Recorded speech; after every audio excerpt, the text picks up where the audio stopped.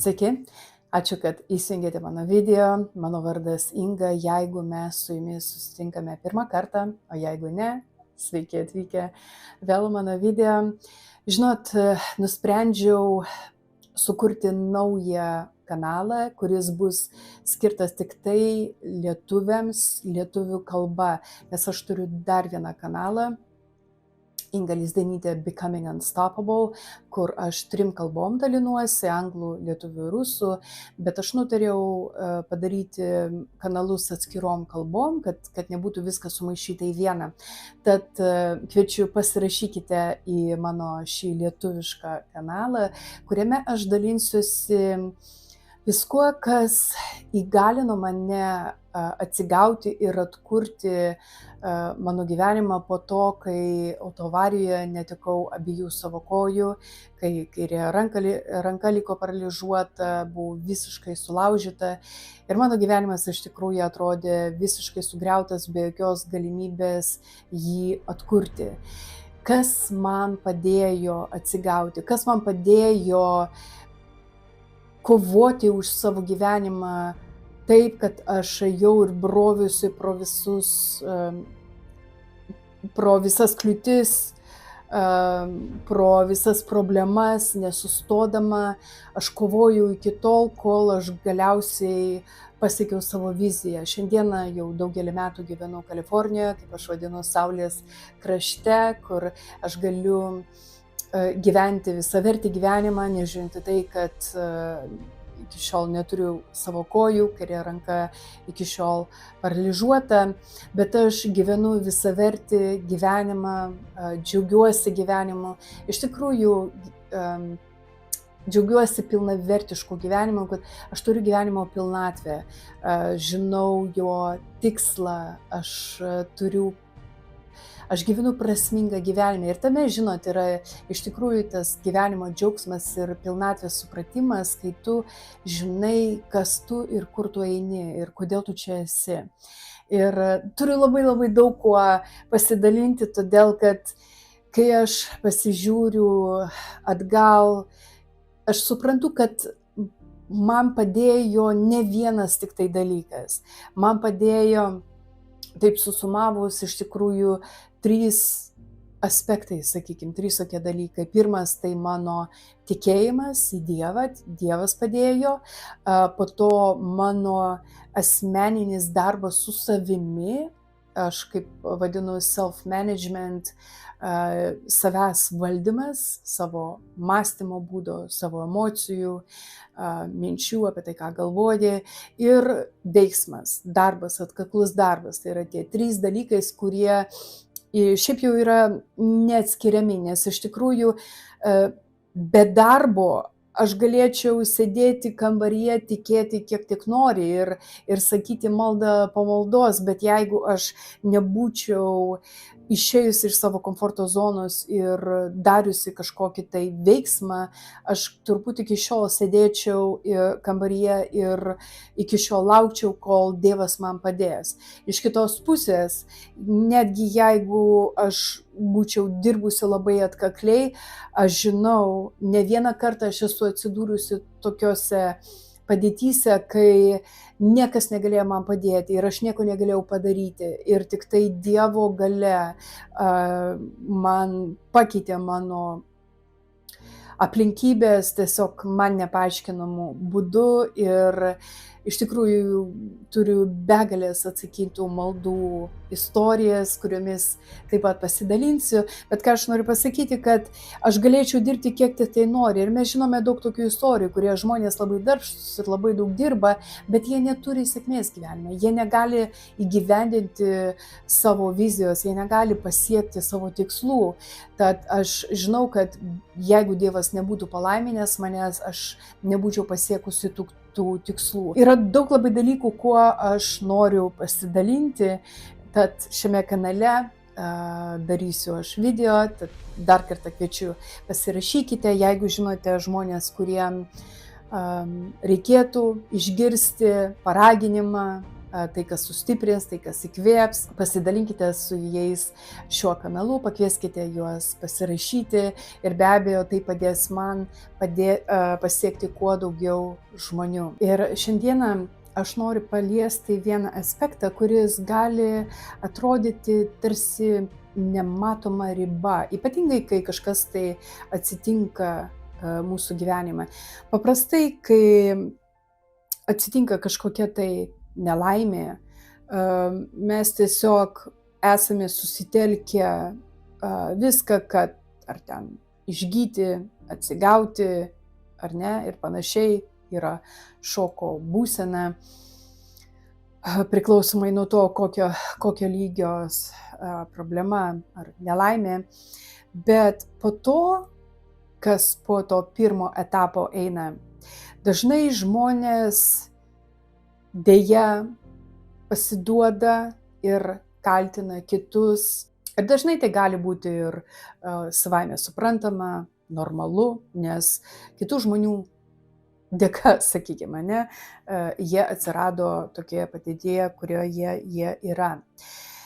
Ir aš žinau, kad aš pati galėčiau laisvai kaltinti tą patį vaikiną, kuris vairavo automobilį tą naktį, kai mes Vilniuje lėkėme nuo Tauro kalno 160 km/h greičiu ant plikledžio vasario mėnesį.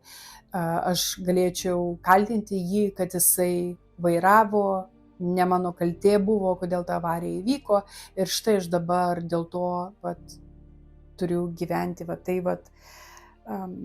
tokį gyvenimą ir rinkti, sakykime, žmonių apgailestavimą, ne? Ar kad žmonės gailėtųsi manęs. Bet aš nusprendžiau nekaltinti nei to vaikino, nekaltinti Dievo, nekaltinti nieko. Aš nusprendžiau prisiimti atsakomybę. Ir šiandieną, kai aš pasižiūriu atgal ir kaip atsakomybės priėmimas padėjo man įveikti, aš ir noriu pakviesti pirmiausia prisiimti atsakomybę už tai, kur tu esi dabar gyvenime. Kokioje padėtyje tu esi, nesvarbu ant kiek ta didelė duobė, prisiimti atsakomybę.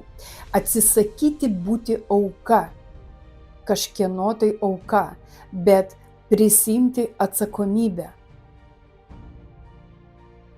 Ir aš suprantu, kad gali būti, what do you mean, ką tu skaitai, apie ką tu šneki, prisimti atsakomybę. Tai ne mano kaltė. Taip, gali būti tai ne tavo kaltė, kaip ir mano atveju, tai ne mano kaltė, kad įvyko autoavarija. Bet ką aš darau po to,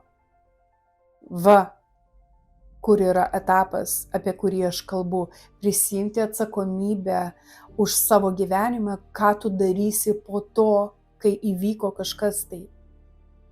Nes jų gyvenimas eina toliau, ar ne? Mes negalime kontroliuoti gamtos, ekonomikos, karo, ar ne, politikos, kitų žmonių veiksmų. Mes negalime jų kontroliuoti, bet mes galime kontroliuoti savo atsaką.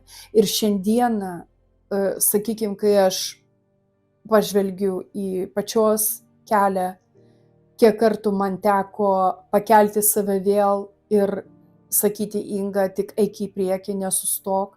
Ne vieną kartą man buvo taip, kad aš nebenorėjau daugiau nieko, nenorėjau nei brautis toliau, nenorėjau kovoti už savo gyvenimą, neturėjau jėgų, bet aš suimdaviau save į rankas, kai neturėjau jėgų, prašiau Dievo jėgų ir aš ėjau į priekį. Ir šiandieną, kai aš pasižiūriu atgal, aš matau, kad jeigu aš būčiau pasidavusi ir kaltinusi kažką tai, šiandieną aš gyvenčiau labai labai liūdną gyvenimą. Ir žinot, pirmą kartą aš tą suvokiau, kai rašiau knygą kurią jau greitai, tikiuosi, išleisime Lietuvoje. Beje, išvertėme ir jau baigėme redagavimą. Knyga vadinasi Nesustabdoma, tai pasirinkimas. 2018 metais išleidau ją Amerikoje, anglų kalba ir tikiuosi greitų laikų bus Lietuvoje. Tad grįžtant prie mano istorijos, kai aš rašiau ją, vieną akimirką aš suvokiu vieną dalyką. Palauk minutę.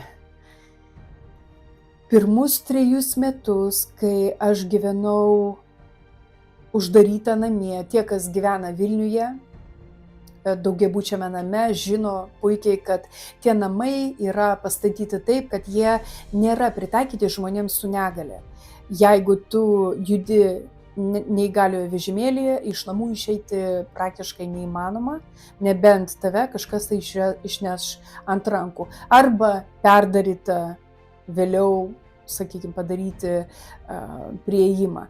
Bet šiaip paprastai tie namai nėra pritaikyti. Ir tuo metu, kai aš patekau į autoavariją, tai buvo 2000 metai, pats Vilnius ir jokie namai nebuvo pritaikyti žmonėms su negale. Todėl pirmus 3 metus aš praktiškai gyvenau neišeidama iš namų. Labai labai retai, kada aš išeidavau, tai būdavo ar rehab centrai, pas daktarą, labai retai, kada aš išeidavau.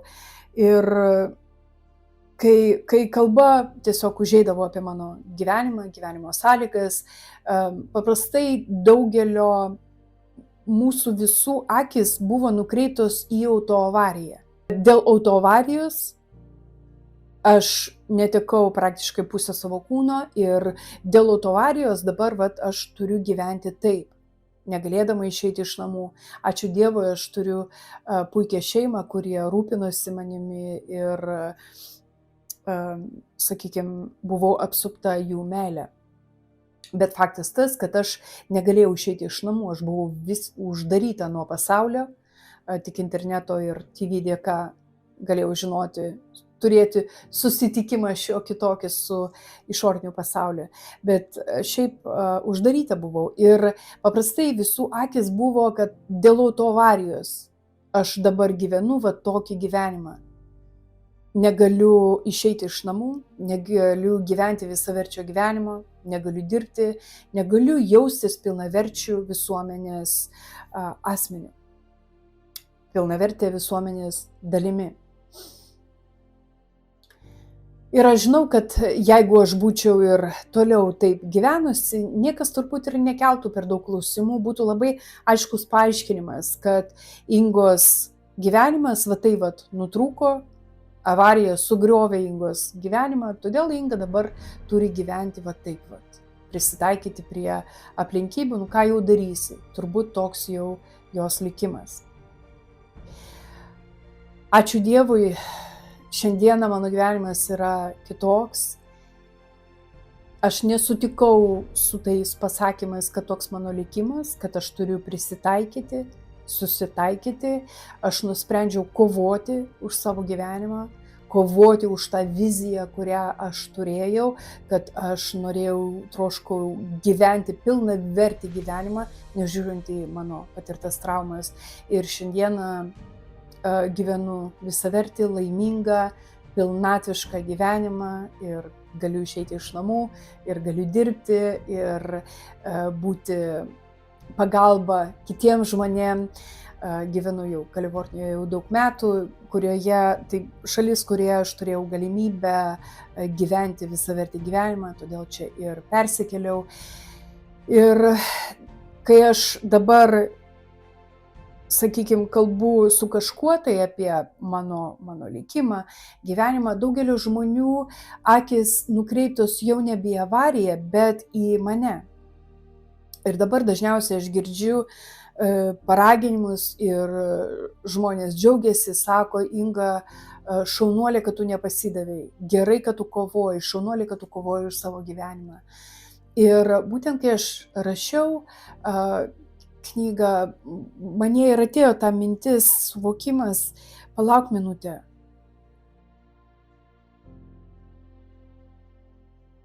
Pirmus 3 metus avarija buvo kalta dėl to, kad mano aplinkybės buvo tokios.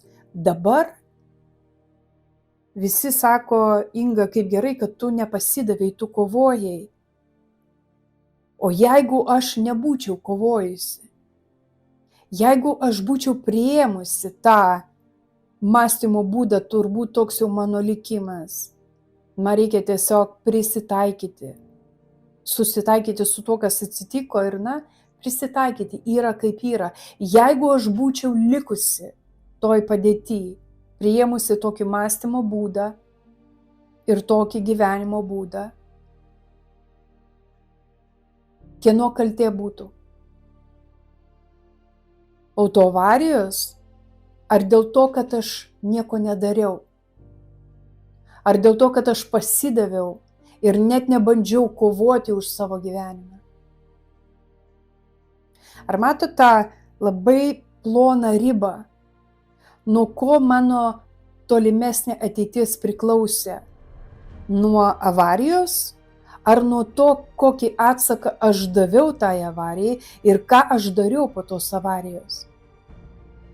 Ir dėja, žinot, daugelis žmonių gyvena labai liūdną gyvenimą, net nežinodami, kad jie galėtų, kad jie būtų galėję vis dėlto gyventi gražų gyvenimą, laimingą, visavertį, jeigu tik jie nebūtų pasidavę tada, kai įvyko nelaimė, problema, kai išdavė kažkas tai, kai kažkas tai nepavyko.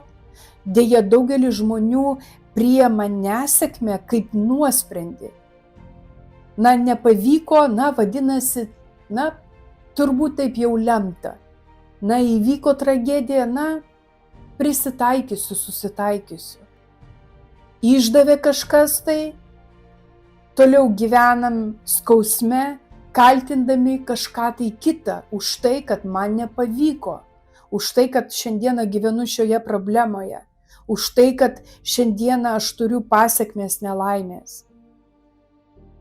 O jeigu vis dėlto tu būtum kovojusi, o jeigu vis dėlto tu būtum suėmęs save į rankas ir padaręs dar vieną žingsnį, dažnai žmonės pasiduoda, kai jų sėkmė yra va čia, va už vieno žingsnio, čia pat už kampo. Ir aš, žinot, puikiai suprantu, kad jeigu aš būčiau priėmusi tą mąstymo būdą, susitaikyk. Matyt, toks tavo likimas, taip jau yra, ką dabar padarysi? Nupjautos kojos tai nėra įsipjautas pirštas, ar ne? Ką jau dabar padarysi? Prisitaikyk prie aplinkybių. Ir jeigu aš būčiau sutikusi su tuo, būčiau priėmusi mąstymo būdą tokį, kad toks mano likimas, aš tiesiog turiu prisitaikyti. Aš praktiškai įsitikinusi, kad aš iki šiol būčiau šeškinėje, savo kambaryje, uždaryta tarp 4 sienų, negalėdama išeiti iš namų. Ir kaltė už tokį gyvenimą būtų ėjusi į autoavariją. Bet šiandieną lygiai tokios pačios pasekmės, tai yra traumos, bet aš šiandieną gyvenu visavertį gyvenimą. Aš galiu išeiti iš namų, galiu pati nueiti į parduotuvę, apsipirkti, ko nori, galiu keliauti, dirbti, padėti kitiem. Aš gyvenu pilnatvišką, tikslingą gyvenimą. Dėl to, kad aš nepasidaviau, dėl to, kad aš pasakiau, kad aš nesitaikysiu su tuo, ką padarė avarija. Dievo valia mano gyvenimui yra kitokia, negu sėdėti tarp 4 sienų ir būti depresijoje ir kaltinti autoavariją dėl mano sužlugdyto likimo. Aš kovosiu ir man nesvarbu, kas įvyko. Tolesnė mano gyvenimo eiga priklausys ne nuo avarijos, bet nuo manęs, nuo to, ką aš darysiu. Ir dėl to, kad aš kovojau, nesustodama ėjau link savo vizijos. Ir kai buvo kliūtis, aš neišsigandau, bet aš toliau ėjau į priekį. Todėl, kad aš iš tikrųjų tikėjau. Aš iš tikrųjų tikėjau, kad su Dievo pagalba aš nugalėsiu. Su Dievo pagalba aš įveiksiu viską. Ir aš gyvensiu visą vertį gyvenimą. Ir todėl šiandieną netgi tas pats įvykis, autoavarija, gyvenimas yra visai kitoks šiandieną. Ir aš kalbu, aš noriu ne tik, kad paaukštinti save, pažiūrėk į mane, aš nuo to apskritai bėgu, aš noriu paaukštinti patį tą mąstymo būdą ir veiksmą. Ir aš noriu paraginti, kad tu kovotum, kad tu nusikratytum tą depresiją, nusikratytum tą toks mano likimas, kad aš esu nelaimingas, man nelemta ir panašiai.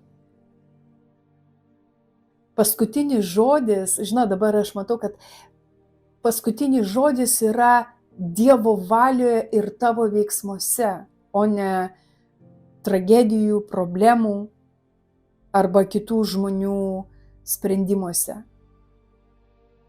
Todėl aš noriu paraginti kovoti. Aš noriu paraginti nesutikti su tuo, kas atsitinka tavo gyvenime, bet kovoti. Todėl, kad toji nelaimė, problema, ar kai kažkas tai tave išdavė, kažkas tai nepavyko, tai yra kryžkelė, kuri tau duoda pasirinkimą. Vienas kelias kryžkelėje - pasiduoti, priimti, kad toks jau tavo likimas, priimk tai, nuleisk rankas ir tiesiog, eik kaip gyvenimas veda, plauk pasroviui.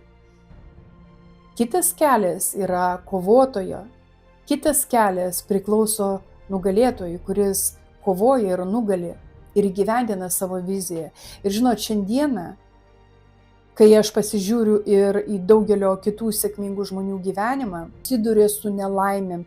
Ne todėl, kad jie nesusiduria su problemom, bet todėl, kad jie toje kryžkelėje, jie pasirinko kelią kovoti, kelią būti nugalėtoju.